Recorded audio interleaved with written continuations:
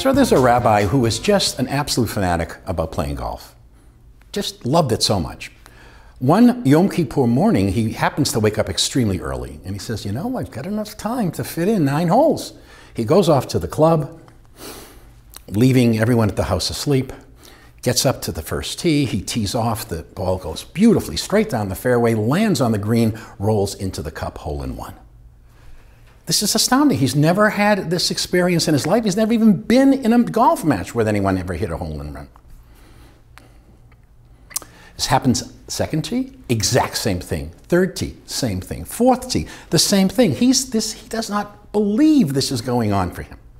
And at this moment, up in heaven, the angels go to rush over to God on his throne. They say, dear God Almighty, how can you be allowing this to happen? Here is this rabbi desecrating the holiest day of the year, and he's getting one hole in one after the other and after the other. How can you possibly justify this? And God says, who can he tell?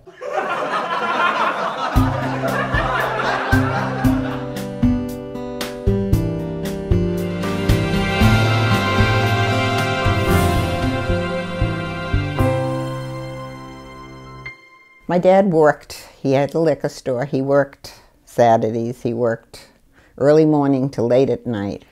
And he couldn't go very often to the show. But on the high holy days, he was there from morning to night.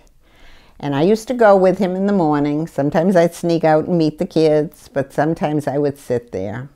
And I remember one year when we were doing the we were going through all the things that were wrong. And all of a sudden I started to cry. And my dad looked down and he said to me, what's the matter? I said, I didn't do those things. He says, I know you didn't. But when you're here, you're saying it for the people who've done them and aren't able to say it.